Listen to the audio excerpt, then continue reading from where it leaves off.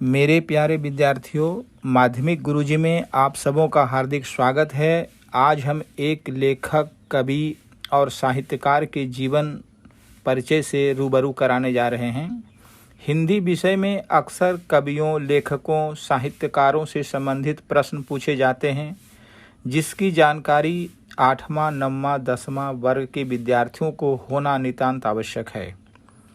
कभी कभी तो उच्च माध्यमिक और कंपटीशन के छात्रों को भी कवियों, लेखकों और साहित्यकारों से संबंधित प्रश्नों का सामना करना पड़ता है।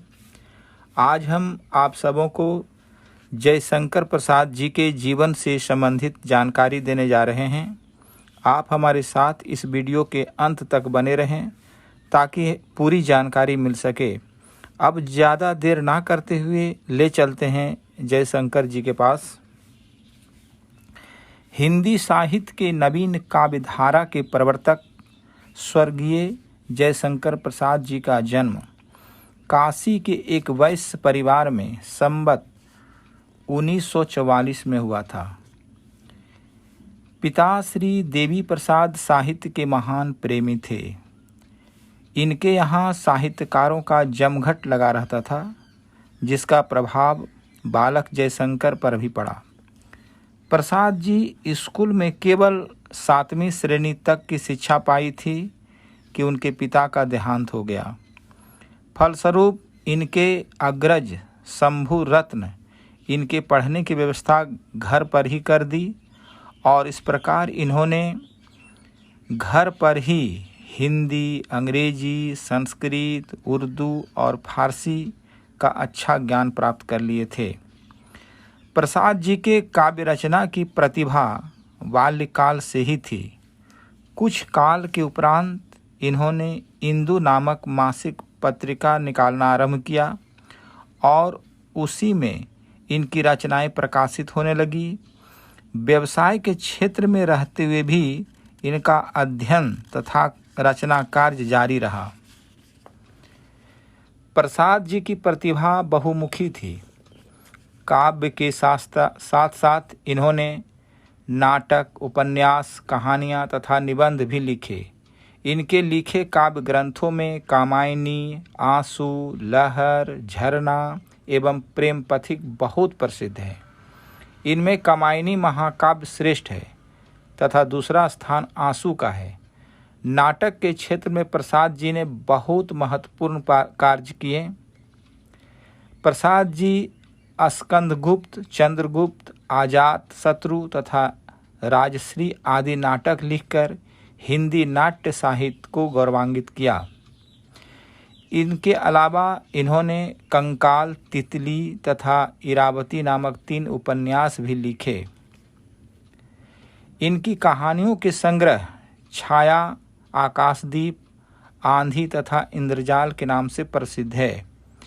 इस प्रकार प्रसाद जी ने अपनी रचनाओं के द्वारा हिंदी साहित्य के भंडार को भरा। ये भारतीय संस्कृति एवं सभ्यता के महान पुजारी थे तथा अपने नाटकों में इन्होंने भारतीय गौरव को उच्च प्रदर्शित करने की चेष्टा की। इनके नाटकों में सर्वत्र इनका स्वदेश प्रेम प्रचलित होता है। प्रसाद जी के उपन्यासों में यथार्थवाद का प्रालब्य है तथा उनके द्वारा इन्होंने समाज का सच्चा चित्र उपस्थित किया है। इनकी कहानियों में मनोवैज्ञानिकता का पूर्ण समावेश हुआ है। भाषा शैली में इनका प्रसाद जी का एक निजी स्थान है। इनकी रचनाओं की भाषा गंभीर है और इसमें संस्कृत के तत्सम शब्दों का बाहुल्य है। हिंदी साहित्य में प्रसाद जी का एक श्रेष्ठ स्थान है। इन्होंने सभी क्षेत्रों में रचना कर साहित्य को उन्नत किया।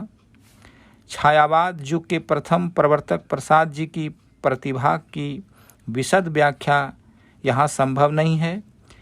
कामायनी इनकी अमर कृति है, जिसका अनुवाद रूसी भाषा में भी हुआ है। एक श्रेष्ठ कवि, नाटककार तथा कहानी लेखक के रूप में प्रसाद जी सदैव सम्मानित होते रहेंगे।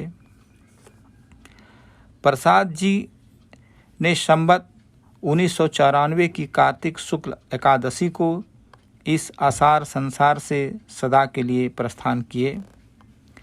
फिर भी काव्य का जो प्रदीप जलाया वह सदैव प्रकाशमान रहेगा।